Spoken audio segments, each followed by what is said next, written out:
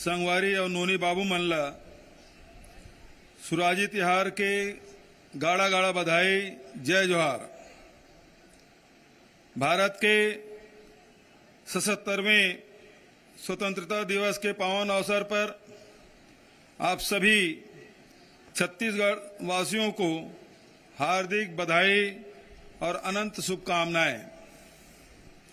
भारत की आजादी की लड़ाई सिर्फ एक देश को विदेशी साम्राज्य से मुक्त कराने की लड़ाई नहीं थी, बल्कि इसके अनेक सामाजिक, आर्थिक, नैतिक और राजनीतिक पहलू थे।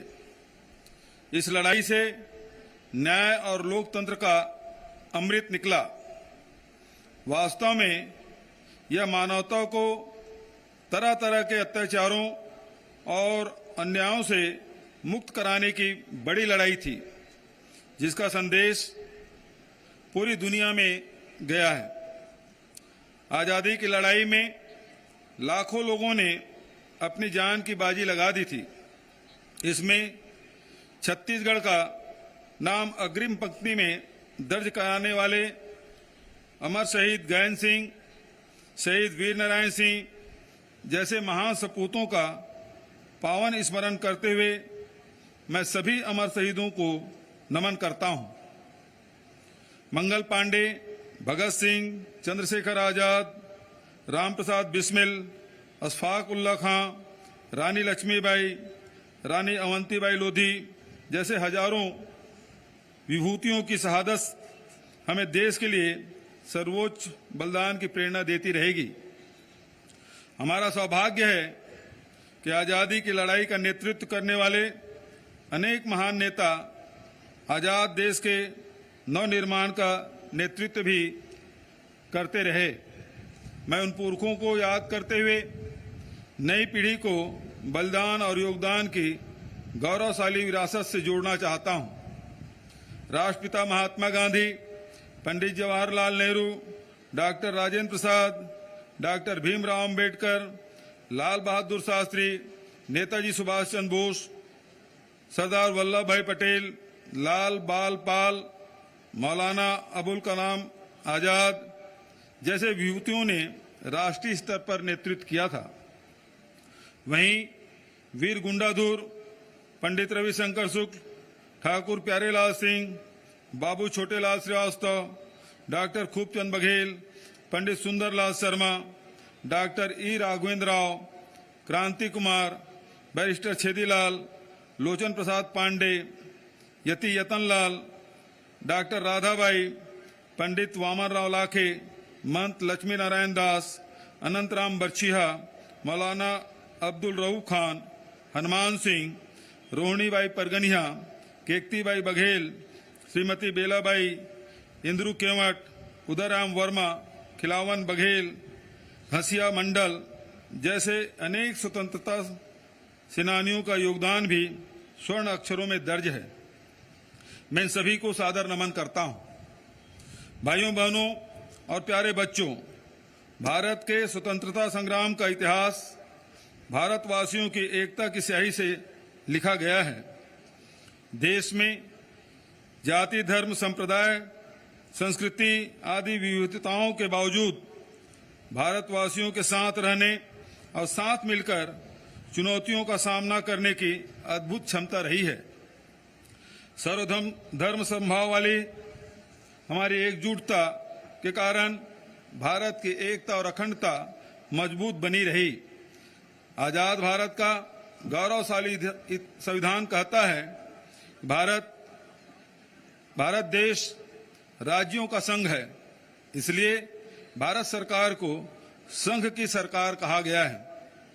इसका मतलब है कोई एक राज्य भी यदि संकट में है तो यह उस राज्य की निजी समस्या नहीं, बल्कि पूरे देश की चिंता का विषय है। आज मैं इस मंच से संकटग्रस्त सभी राज्यों की चिंताओं में छत्तीसगढ़ की सहभागिता व्यक्त करता हूं। देश की आजादी और संविधान प्रदत्त अधिकार सबके लिए है और जब तक सब भारतवासी उनका समुचित उपयोग कर पाएंगे तभी तक हमारी आज़ादी सुरक्षित रह पाएगी। प्रत्येक राज्य को और देश के प्रत्येक नागरिक को सशक्त बनाकर ही देश को मजबूत बनाया जा सकता है। यही कारण है कि हमने छत्तीसगढ़ में हर व्यक्ति और हर वर्ग को न्याय दिलाने का संकल्प लिया है। आज मुझे यह कहते हुए खुशी है, हमारी न्याय योजनाओं का प्रत्यक्ष असर हो रहा है। हमारी न्याय योजनाएं प्यार की गंगा बहा रही है और दिलों को जोड़ रही है। किसान, ग्रामीण, अनुसूचित जाति, अनुसूचित जनजाति, अन्य पिछड़ा वर्ग, अल्पसंख्यक वर्ग, महिला, युवा, बच्चे आदि सभी का जीवन सरल बनाने, इनकी जरूरतों को पूरा करते हुए तरक्की के रास्ते पर आगे ले जाने के लिए हमने बड़े बड़े निर्णय लिए हैं। हमने किसानों से किया हुआ वादा कैसे निभाया, यह बात सिर्फ किसान ही नहीं बल्कि पूरा प्रदेश और देश जानता है। सरकार बनते ही सबसे पहले लगभग 9,000 करोड़ रुपए का अल्पकालिक कृषि ऋण माफ किया, 2500 रुपया प्रति क्विंटल में धान खरीदा, समर्थन मूल्य पर धान खरीदी की मात्रा लगभग 56 लाख मीट्रिक टन से बढ़कर 107 लाख मीट्रिक टन किया। यह कुशल प्रबंधन और हमारी सरकार के प्रति बड़े विश्वास के कारण हुआ। धान बेचने वाले किसानों की संख्या 12,60,000 से बढ़कर करीब 25 लाख हो गई है। धान खरीदी केंद्रों की संख्या 1,989 से बढ़कर 2,617 किया। हम अपने वादे पर अडिग हैं। आगामी खरीफ मौसम में छत्तीसगढ़ के किसान भाई बहनों से प्रति एकड़ 20 क्विंटल धान की खरीदी समर्थन मूल्य पर की जाएगी। किसानों को ब्याज मुक्त ऋण देने के लिए प्राथमिक कृषि साख समिति की संख्या 1,333 से बढ़ाकर 2,058 किया। कृषि ऋण की राशि 3,546 करोड़ रुपये से बढ़ाकर 7,000 करोड़ रुपये की गई। किसानों की बकाया सिंचाई करके 342 करोड़ रुपये की राशि माफ की गई। राजीव गांधी किसान न्याय योजना के माध्यम से धान के साथ ही अन्य खाद्यान्न, मिलेट, उद्यानिकी, वृक्षारोपण आदि के लिए नगद राशि दी गई, जिससे किसानों के खाते में 20,000 करोड़ रुपये से अधिक की राशि डाली गई। गन्ना प्रोत्साहन के रूप में 208 करोड़ रुपये दिए गए।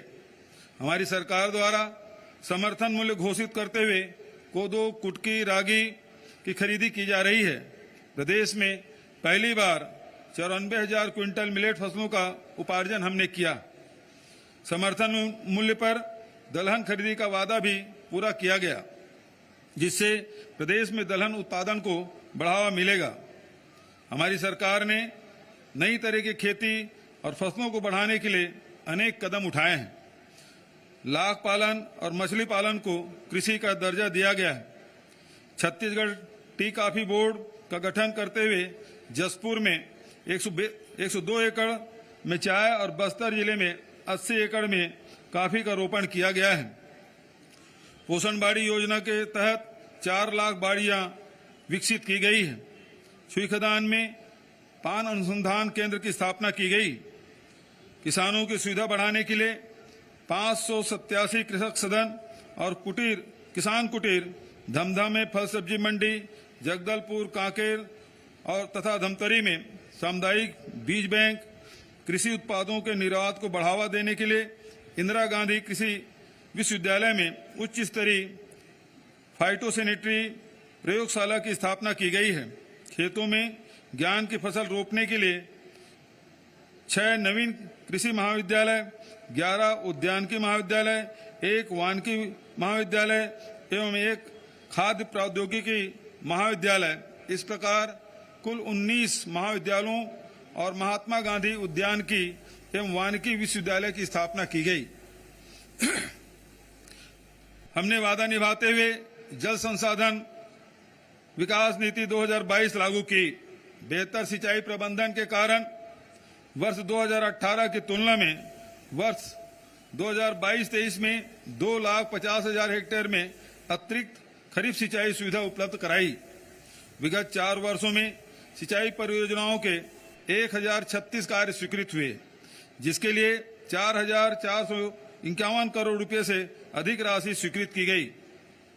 2,36,338 हेक्टेयर रकबे में सिंचाई क्षमता का विस्तार सुनिश्चित किया गया। नदियों के संरक्षण और संवर्धन का वादा निभाते हुए अरपा बेसिन प्राधिकरण तथा इंद्रावती बेसिन विकास प्राधिकरण का गठन किया गया। बांध पुनर्वास एवं सुधार योजना पर कार्य शुरू किया गया। हमारी सुराजी गांव योजना गांव, खेतों, पर्यावरण और आजीविका में सुधार की दृष्टि से और देश और दुनिया में सराही गई है। इसके माध्यम से हजारों नरवा का उपचार किया जा चुका है, जिससे उस क्षेत्र का भूजल स्तर तेजी से बढ़ा है। गौठानों के लिए प्रदेश में 1 लाख एकड़ से अधिक जमीन संरक्षित की गई है। 7,000 से अधिक चारागाह स्वीकृत हुए। 10,000 से अधिक गौठान आर्थिक गतिविधियां शुरू हुई, जिसमें से लगभग 6,000 गौठान स्वावलंबी हो गए हैं।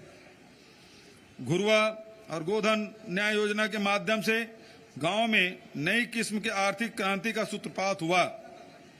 गोबर और गौमूत्र खरीदी, इनसे जैविक खाद तथा जैविक कीटनाशक के निर्माण से छत्तीसगढ़ रासायनिक खाद से मुक्ति की दिशा में चलना शुरू कर चुका है।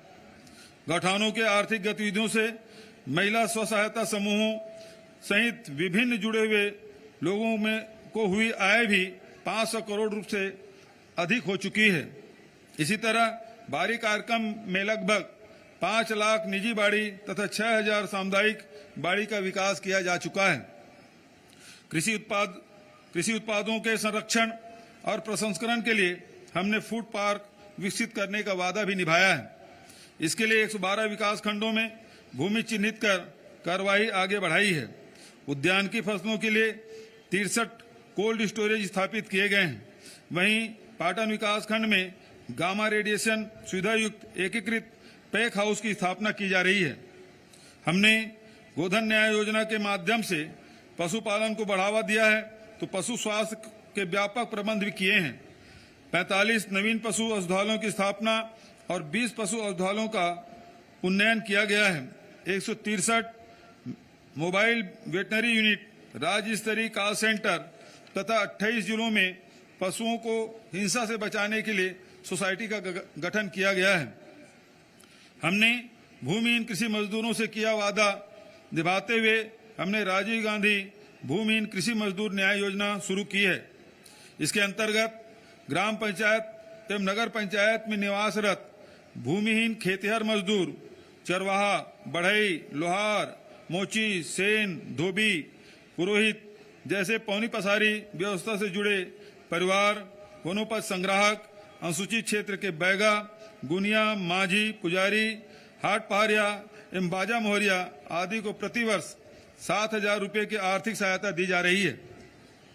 अभी तक 590 करोड़ रुपए की राशि दी जा चुकी है। महात्मा गांधी राष्ट्रीय ग्रामीण रोजगार गारंटी योजना के अंतर्गत हम लक्ष्य और लेबर बजट से अधिक काम करते हुए आए हैं। इस वर्ष भी हमने 1,200 लाख मानव दिवस के लेबर बजट के विरुद्ध 110% अधिक अर्थात 1,335 लाख मानव दिवस रोजगार सृजित किया है। छत्तीसगढ़ राज्य ग्रामीण आजीविका मिशन, बीसी सखी, समुदाय आधारित समूहनी कृषि योजना जैसे उपायों के माध्यम से 32 लाख से अधिक महिलाओं को रोजगार दिया जा रहा है। वहीं गौठान, जैविक खेती तथा डीडीयू जीकेवाई योजनाओं से 2 लाख अधिक महिलाओं को नए तरह के रोजगार के अवसर से जोड़ा गया है। हमने Mahatma Gandhi rural industrial park के माध्यम से ग्रामीण उद्योगों की क्रांति का बीड़ा उठाया है। यह वादा निभाते हुए जिलों में 300 रुपये स्थापित किए हैं, जिसमें से 1,300 से अधिक उद्योग संचालित हैं और लगभग 11,000 लोगों को इनसे सीधा रोजगार मिला है। रीपा की तर्ज पर नगरीय निकायों में Mahatma Gandhi urban industrial park का निर्माण भी किया जा रहा है। छत्तीसगढ़ के गांवों में कोई भी परिवार बेघर न रहे, इसके लिए हमने बहुत बड़ी सोच और न्याय की विराट भावना से काम लिया है। एक ओर जहां प्रधानमंत्री आवास योजना के तहत प्रदेश में 8,63,445 आवासों का निर्माण पूर्ण किया गया है तथा शेष 2,12,701 आवासों के निर्माण हेतु हमने राज्य के नए बजट में 3,228 करोड़ रुपए का प्रावधान किया है। वहीं दूसरी ओर हमने वर्ष 2011 की जनगणना के बाद पात्र हुए परिवारों की भी चिंता की है। भारत सरकार द्वारा हमारे अनुरोध को नहीं माना गया तो हमने राज्य स्तर पर सामाजिक आर्थिक सर्वेक्षण करते हुए प्रदेश की अपनी योजना लागू करने का वादा किया था। मुझे खुशी है कि यह वादा पूरा करते हुए हमने आवास न्याय योजना प्रारंभ कर इसके लिए प्रथम बजट प्रावधान भी कर दिया है। यह योजना भी हमारी सरकार की न्याय यात्रा का बहुत महत्वपूर्ण पड़ाव साबित होगा। श्रमिकों को बेहतर जीवन उपलब्ध कराने के लिए हमने अनेक क्रांतिकारी उपाय किए हैं। कारखाना अधिनियम अंतर्गत सेवानिवृत्ति की आयु 58 से बढ़ाकर 60 वर्ष की गई। छत्तीसगढ़ श्रम कल्याण मंडल, छत्तीसगढ़ भवन एवं अन्य सन्निर्माण कर्मकार कल्याण मंडल तथा छत्तीसगढ़ असंगठित कर्मकार राज्य सामाजिक सुरक्षा मंडल के अंतर्गत 38,32,000 श्रमिकों का पंजीयन किया गया है। पंजीकृत श्रमिकों को बीमा, स्वास्थ्य, चिकित्सा, शिक्षा, कौशल उन्नयन, पारिवारिक जरूरतों आदि से संबंधित योजनाओं का लाभ दिया जा रहा है। लोकतंत्र की जड़ें मजबूत करते हुए निचले स्तर पर विकास में तेजी लाने हेतु हमने त्रिस्तरीय पंचायती राज संस्थाओं तथा नगरीय निकायों के निर्वाचित पदाधिकारियों का मानदेय, सुविधाएं तथा वित्तीय अधिकार बढ़ाया है। आदिवासी अंचलों और वन क्षेत्रों सहित प्रदेश के बड़े हिस्से में आजीविका के नए नए अवसर बनाने, जीवन स्तर संवारने, तरक्की और खुशहाल के नए नए आयाम गढ़ने को हमने सबसे जरूरी काम समझा है। वर्ष 2018 तक तेंदुपत्ता संग्रहण और मात्र 7 लघु वनोपजों की खरीदी भी बेहद अनमने तथा अव्यवस्थित तरीके से की जाती थी, जिससे वन आश्रित लोगों का हक मारा जा रहा था। हमारी सरकार ने तेंदुपत्ता संग्रहण पारिश्रमिक 2,500 रुपये से बढ़ाकर 4,000 रुपये प्रति मानक बोरा किया है। वर्ष 2021 तथा 2022 में हुए तेंदुपत्ता के कारोबार से इस वर्ष लगभग 500 करोड़ की राशि संग्राहकों को प्रोत्साहन पारिश्रमिक के रूप में दी जा रही है। वहीं हमने 67 अन्य लघु वनोपजों को समर्थन मूल्य पर खरीदने का इंतजाम किया और 388 करोड़ रुपए मूल्य के लघु वनोपजों का संग्रहण किया गया है। छत्तीसगढ़ देश के कुल लघु वनोपज का 3/4 से अधिक उपार्जन करने वाला राज्य बन गया है। हमने इन वनोपज के मूल्य संवर्धन, प्रसंस्करण, विपणन के लिए अनेक उपाय किए हैं। सी मार्ट का संचालन किया जा रहा है, जहां 1,512 प्रकार के उत्पादों को बेचा जाता है। निरस्त वनाधिकार पत्रों के दावों की समीक्षा और बड़े पैमाने पर वितरित करने का वादा हमने किया था। आज मुझे कहते हुए संतोष का अनुभव होता है कि प्रदेश में 5,18,617 व्यक्तिगत, सामुदायिक तथा वन संसाधन श्रेणी के वन अधिकार पत्रों के माध्यम से 1,04,21,000 एकड़ भूमि वितरित की गई है। इतना ही नहीं, देश में पहली बार हमने नगरीय क्षेत्र में वन अधिकार पत्र तथा विशेष कमजोर जनजाति समूहों को पर्यावास के अधिकार पत्र भी प्रदान किए हैं। बस्तर संभाग में कोसा फलों के उत्पादन को भी यहां ताकत बनाने के लिए मुख्यमंत्री रेशम मिशन का गठन का कार्य प्रारंभ किया है।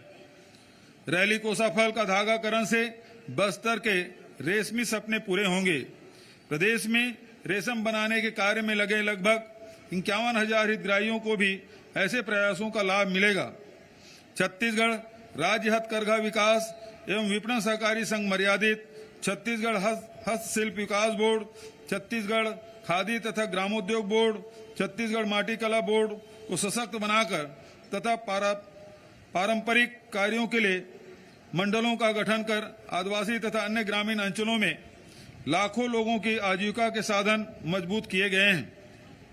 अनुसूचित क्षेत्रों में सड़क, पुल पुलिया, स्कूल, कॉलेज, अस्पताल, बिजली, पानी, रोजगार के साधन जैसे तमाम बुनियादी अधोसंरचनाओं का विकास किया गया। जिसके कारण वहां शासन प्रशासन के प्रति विश्वास बढ़ा है। कानून व्यवस्था और सुरक्षा की स्थितियों में तेजी से सुधार हुआ है। इसके साथ ही हमने आदिवासी समाज की मूल संस्कृति को सम्मान के साथ बचाए रखने के लिए बहुत संवेदनशील प्रयास किए हैं। प्रत्येक द्विगुड़ी और गोटुल के संरक्षण, जीर्णोद्धार और निर्माण के लिए 5 लाख रुपए की राशि स्वीकृत की है। मुख्यमंत्री आदिवासी परब सम्मान निधि योजना की शुरुआत कर दी गई है, जिसमें प्रत्येक ग्राम पंचायत को 10,000 रुपए की राशि दी जा रही है। सार्वभौम पीडीएस हमारा एक बड़ा वादा था। मुझे यह कहते हुए खुशी है कि हमने 2,66,00,000 लोगों तक पीडीएस को पहुंचाकर 2011 की जनगणना के अनुसार 100% कवरेज कर लिया है। खाद्य सुरक्षा के साथ पोषण सुरक्षा को भी गति दी गई है। सभी जिलों में अंत्योदय, प्राथमिकता, एकल निराश्रित, निःशक्त जन, राशन कार्डधारियों, मध्याह्न भोजन योजना एवं पूरक पोषण आहार योजना के हितग्राहियों को आयरन, फोलिक एसिड युक्त फोर्टिफाइड चावल का वितरण किया जा रहा है। 64 लाख जरूरतमंद राशन कार्डधारियों को वर्ष 2023 की पूरी अवधि में मासिक पात्रता का चावल निःशुल्क दिया जा रहा है। One nation one ration card योजना का क्रियान्वयन भी सभी राशन दुकानों में किया जा रहा है। हमने 4 वर्ष पहले यह आकलन किया था, प्रदेश में 4,33,000 बच्चे कुपोषित हैं। इस बात को हमने बहुत गंभीरता से लेते हुए मुख्यमंत्री सुपोषण योजना की शुरुआत की थी। आज मुझे यह कहते हुए खुशी होती है, हमारे अभियान से लगभग 3.25 लाख बच्चे गंभीर कुपोषण से एवं 2.25 लाख महिलाएं एनीमिया से मुक्त हो गई हैं। इस तरह नवा छत्तीसगढ़ की नई पीढ़ी को स्वस्थ तथा सुपोषित बनाने का हमारा संकल्प पूरा हो रहा है। मैंने पाया कि बेटियां तथा नवजात शिशुओं की देखरेख में लगी मैदानी कार्यकर्ताओं को मिलने वाली मानदेय काफी कम है, तो हमने आंगनबाड़ी सहायिका, आंगनबाड़ी कार्यकर्ता, मिनी आंगनबाड़ी कार्यकर्ता बहनों का मानदेय दुगुना कर दिया है। 10,000 आंगनबाड़ी केंद्रों का मॉडल केंद्र के रूप में विकास, 1,000 से अधिक आंगनबाड़ी केंद्रों का बाल सुलभ केंद्र में विकसित विकास, 5,000 से अधिक आंगनबाड़ी केंद्रों में बालवाड़ियों का आरंभ, 10 आकांक्षी जिलों और 20 विकास खंडों में सक्षम आंगनबाड़ी केंद्रों का विकास जैसे प्रयास का अच्छा असर हो रहा है।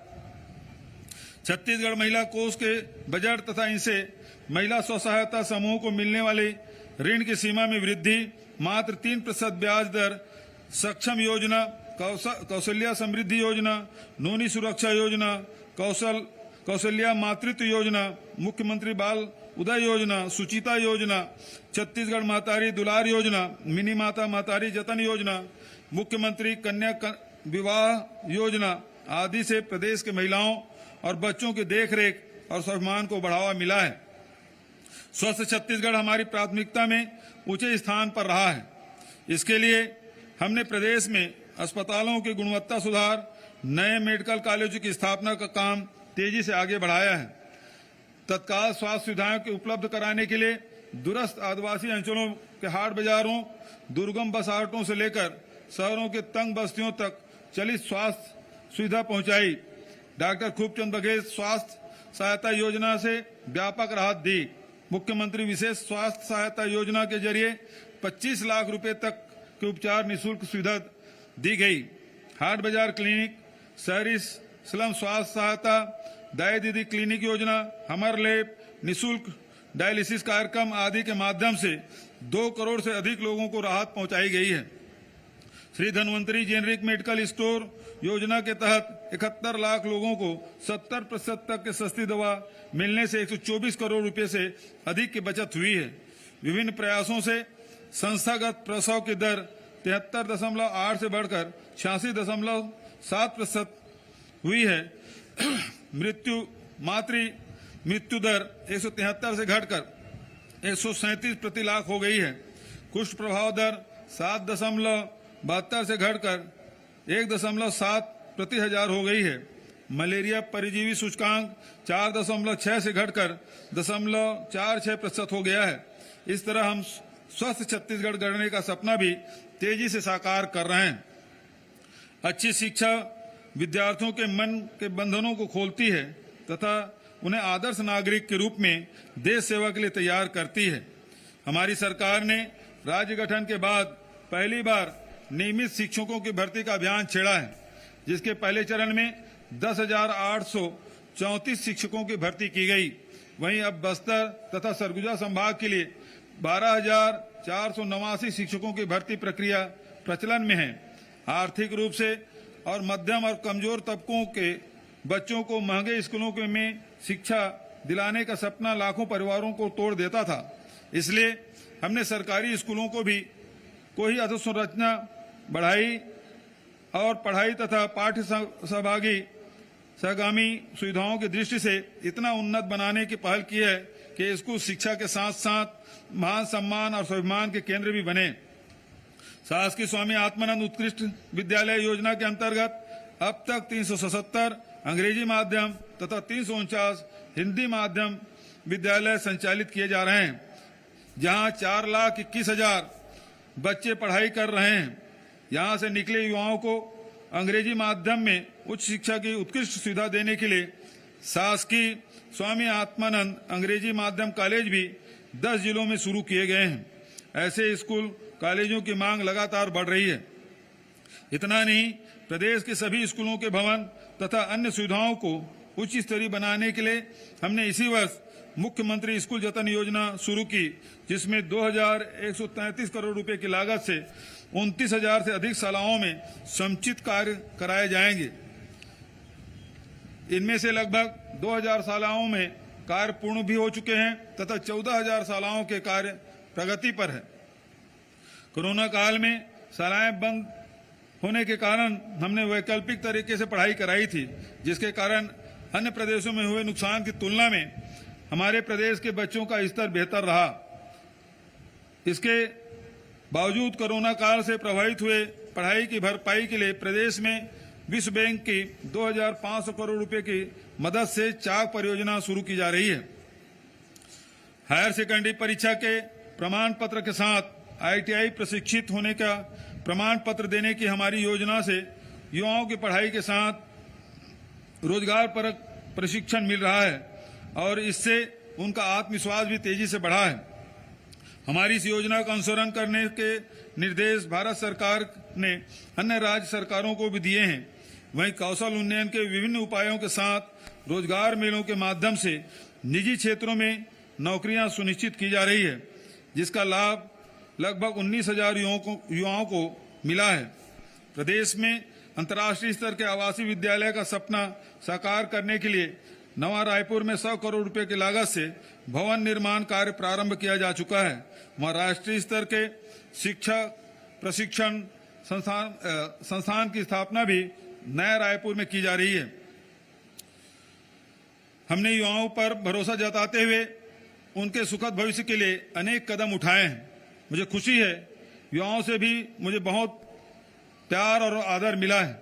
भेंट मुलाकात कार्यक्रम में सार्थक संवाद और उनके उत्साह से भी मैं अभिभूत हूं।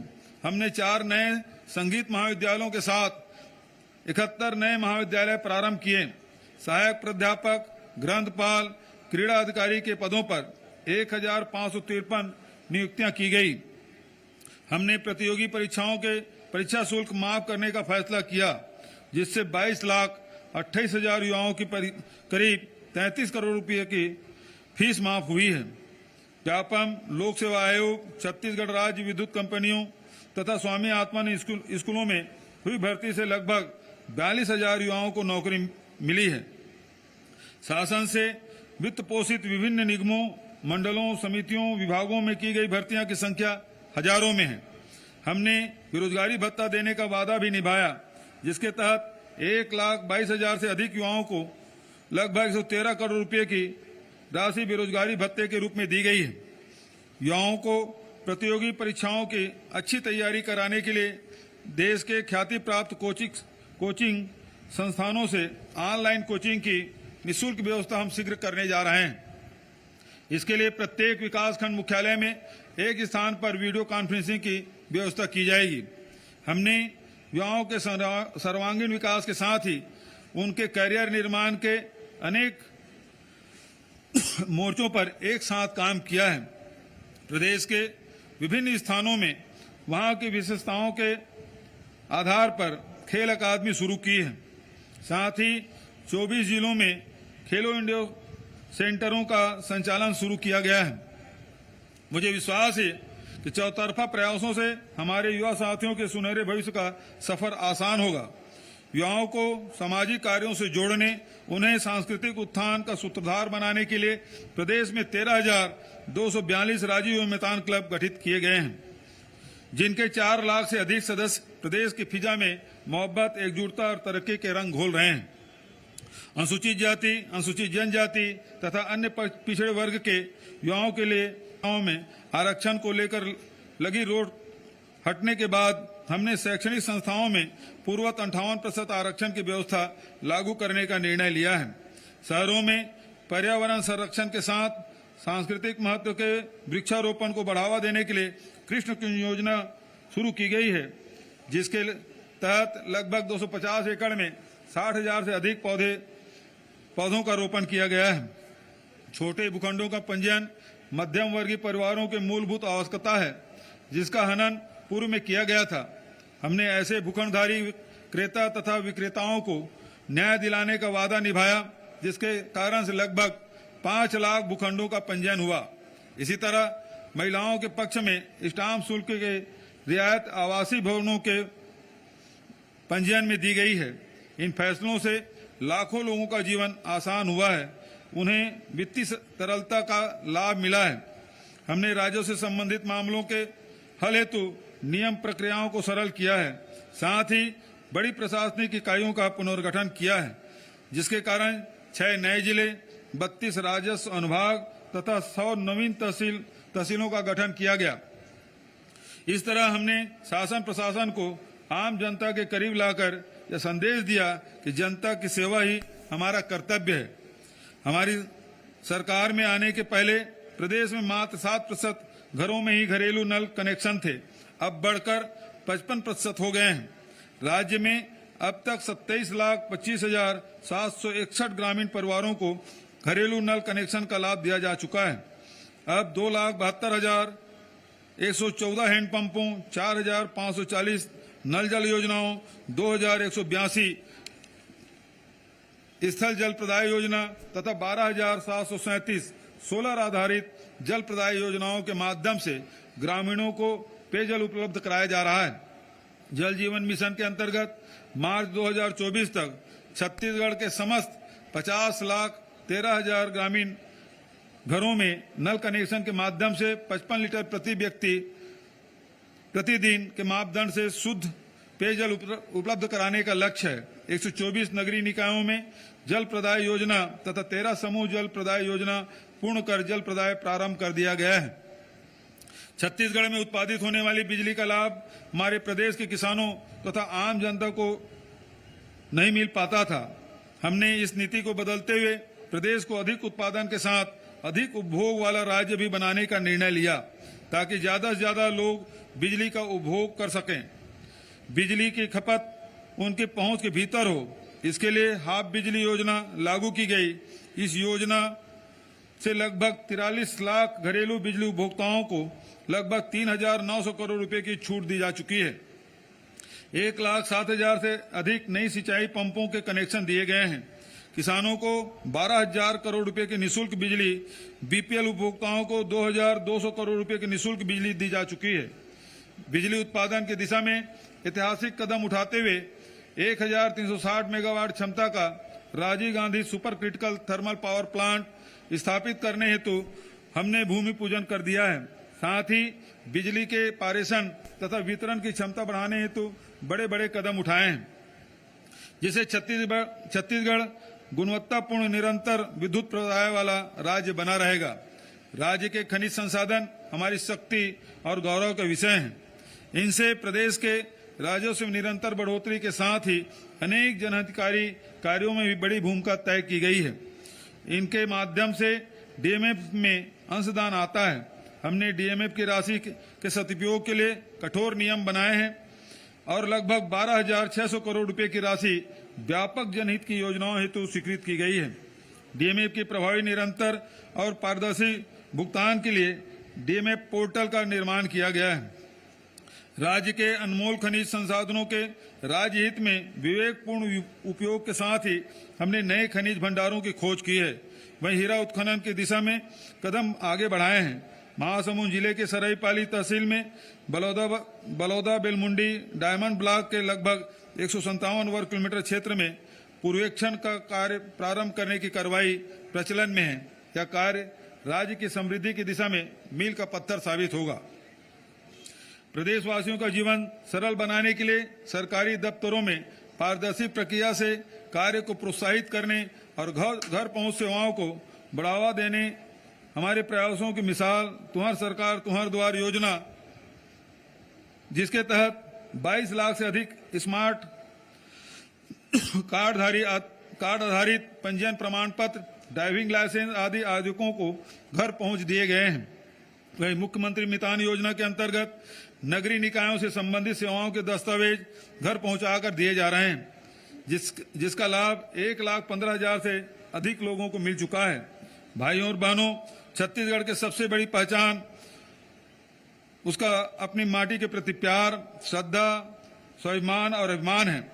हमारी यह पहचान समरस और सद्भावी समाज की रचना करती है।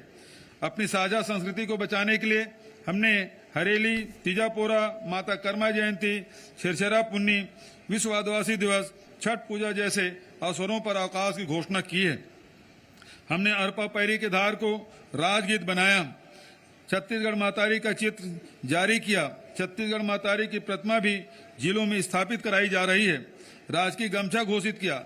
अपनी संस्कृति के हर पहलू जैसे खान पान, लोक कला, मड़ई मेला को सम्मानित और प्रोत्साहित किया। ग्रामीण खेल कूद को बढ़ावा देने के लिए प्रतिवर्ष छत्तीसगढ़िया ओलंपिक आयोजित करने की शुरुआत की। प्रत्येक वर्ष अक्ति त्योहार को माटी पूजन दिवस घोषित किया। राम वनगमन पर्यटन परिपथ के रूप में 2,260 किलोमीटर के क्षेत्र में मर्यादा पुरुषोत्तम राम के पद चिन्हों और लोक आस्था के प्रतीकों को संरक्षित करने का कार्य किया जा रहा है। ऐसे अनेक स्थानों पर निर्माण कार्यों का लोकार्पण भी किया जा चुका है। हमने चंदखुरी में माता कौशल्या के प्राचीन मंदिर परिसर का जीर्णोद्धार तथा सौंदर्यीकरण किया है। साथ ही माता कौशल्या महोत्सव का आयोजन भी प्रारंभ किया है।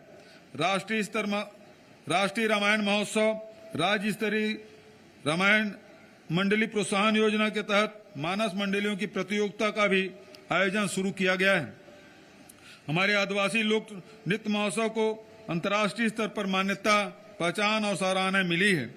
राज्य अलंकरण पुरस्कारों की सूची में देवदास बंजारी स्मृति पंथी नृत्य पुरस्कार, लाला जगदलपुरी साहित्य पुरस्कार, हबीब तनवीर सम्मान, खुमान साव सम्मान, लक्ष्मण मस्तूरिया सम्मान को भी शामिल करने की घोषणा से हमारी माटू के सपूतों के योगदान को चिरस्थायी बनाया जा सकेगा।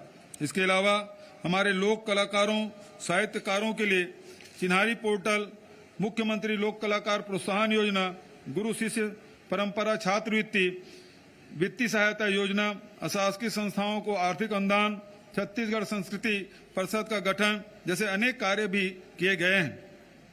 छत्तीसगढ़ फिल्म नीति के अमल से बॉलीवुड के 19 फिल्मों की शूटिंग सुनिश्चित हुई है। वहीं छत्तीसगढ़ के फिल्म निर्माण के लिए अनेक सुविधाएं दी गई है। न्याय दिलाने के हमारे संकल्पों और प्रयासों के बदौलत एक और जहां बस्तर के लगभग 600 गांव नक्सल मुक्त हुए हैं, वहीं दूसरी ओर नक्सल हिंसा प्रभावित 300 से अधिक स्कूलों का पुनर्निर्माण और संचालन भी शुरू हुआ है।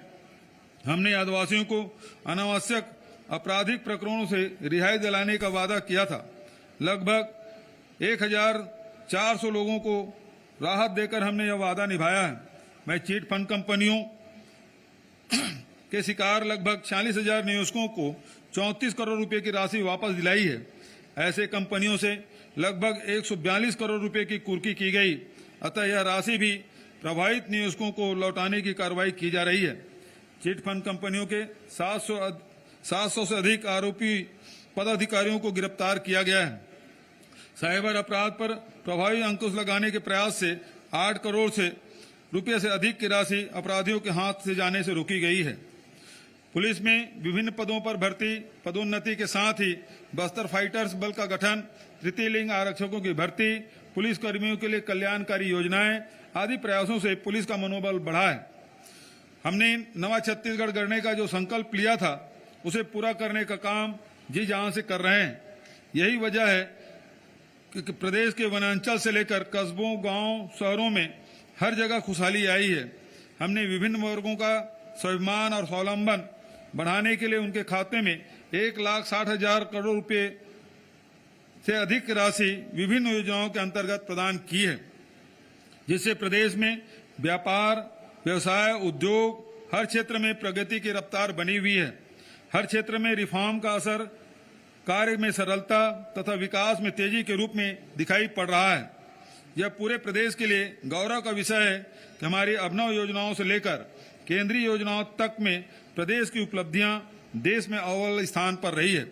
अनेक योजनाओं को भारत सरकार ने स्वयं सराहा है तथा उन्हें अन्य राज्यों में लागू करने की सिफारिश की है।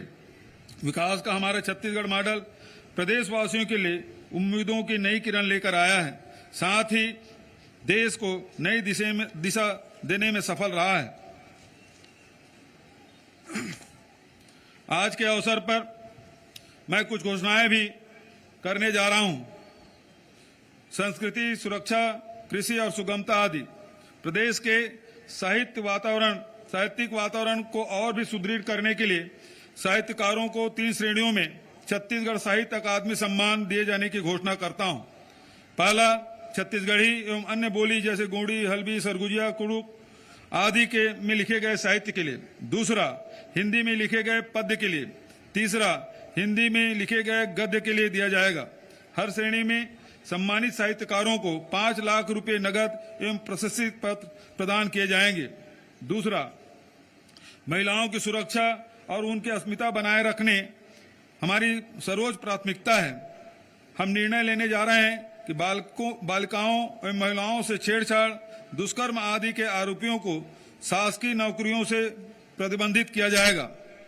छत्तीसगढ़िया ओलंपिक के राज्य स्तरीय प्रतियोगिता में लंबी कूद, 100 मीटर दौड़ एवं कुश्ती खेलों में 18 से 40 वर्ष के आयु वर्ग में प्रथम स्थान प्राप्त करने वाले प्रतिभागियों को उत्कृष्ट खिलाड़ी घोषित किए जाने की घोषणा करता हूं।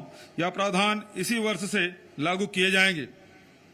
चौथा, मछली पालन और लाख पालन को कृषि का दर्जा दिए जाने के सकारात्मक परिणाम को देखते हुए मैं घोषणा करता हूं कि छत्तीसगढ़ में अब रेशम कीट पालन एवं मधुमक्खी पालन को भी कृषि का दर्जा दिया जाएगा। पांचवा, छत्तीसगढ़ प्रदेश में कुक्कुट पालन को प्रोत्साहित करने, नवीन रोजगार एवं स्वरोजगार के अवसर सृजित किए जाने के उद्देश्य से मैं छत्तीसगढ़ कुक्कुट पालन प्रोत्साहन योजना प्रारंभ किए जाने की घोषणा करता हूं। इस योजना के अंतर्गत कुक्कुट पालकों को सब्सिडी तथा वाणिज्यिक दर के स्थान पर रियायती दर पर बिजली उपलब्ध कराया जाएगा। छठवां, प्रदेश के दूरस्थ क्षेत्रों में शासकीय शालाओं के 11वीं एवं 12वीं विद्यार्थियों के भी इंजीनियरिंग एवं मेडिकल की प्रतियोगी परीक्षाओं के बेहतर रूप से तैयारी कर सके, इसके लिए देश के ख्याति प्राप्त कोचिंग संस्थाओं से ऑनलाइन कोचिंग निःशुल्क कराने की व्यवस्था हम शीघ्र कराने जा रहे हैं। इसके लिए हर विकासखंड मुख्यालय में ऑनलाइन कोचिंग कक्षाओं की व्यवस्था की जाएगी। उसी प्रकार से प्रदेश के सभी जिलों में कम से कम एक कॉलेज में पोस्ट ग्रेजुएट कक्षाओं के अध्ययन की सुविधा उपलब्ध कराने का निर्णय हमने लिया है। इसी क्रम में नवनिर्मित जिला सारंगढ़ बिलईगढ़ मुख्यालय में संचालित शासकीय लोचन प्रसाद पांडे महाविद्यालय, सारंगढ़ जिला गौरेला पेंड्रा मरवाही मुख्यालय में संचालित डॉक्टर भंवर सिंह पोर्ते महाविद्यालय, पेंड्रा जिला शक्ति मुख्यालय में संचालित क्रांति कुमार भारती महाविद्यालय शक्ति एवं जिला मोहला मानपुर अंबागढ़ चौकी में संचालित शासकीय LCS महाविद्यालय अंबागढ़ चौकी को स्नातकोत्तर विद्यालय का दर्जा प्रदान करने की घोषणा करता हूं। इसके लिए आवश्यक नवीन विषय एवं पद संरचना इन महाविद्यालयों को अतिशीघ्र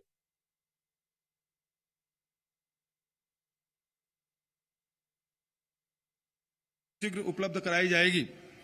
8वां, नवा छत्तीसगढ़ गढ़ने में आधुनिक प्रौद्योगिकी की भूमिका को देखते हुए हम अगले शिक्षा सत्र से स्कूली बच्चों के पाठ्यक्रम में भी artificial intelligence, machine learning, internet of things जैसे अत्याधुनिक तकनीकी की जानकारी पाठ्यक्रम में शामिल करेंगे, जिससे हमारे बच्चे भविष्य के तकनीकी के लिए अभी से तैयारी कर सकें और प्रौद्योगिकी के क्षेत्र में विश्व का नेतृत्व करने के योग्य बन सकें। 9वां, मैं घोषणा करता हूं कि शासकीय महाविद्यालय में पढ़ने वाले विद्यार्थियों को घर से कॉलेज और कॉलेज से घर आने जाने के लिए बस के माध्यम से निःशुल्क परिवहन सुविधा उपलब्ध कराई जाएगी। 10वां, छत्तीसगढ़ की अस्मिता और पहचान छत्तीसगढ़ी भाषा से है। आज मैं घोषणा करता हूं कि अगले शिक्षा सत्र से राज्य के निजी क्षेत्र में छत्तीसगढ़ी भाषा बोली जाती है, जिन क्षेत्रों में छत्तीसगढ़ी भाषा बोली जाती है वहां छत्तीसगढ़ी भाषा एवं आदिवासी क्षेत्रों में वहां स्थानीय बोली को कक्षा 1 से 5 तक पाठ्यक्रम में एक विषय के रूप में सम्मिलित किया जाएगा। 11वां, शहरी स्वच्छता दीदियों के उत्कृष्ट कार्यों को देखते हुए उनके मानदेय में 20% वृद्धि की घोषणा करता हूं।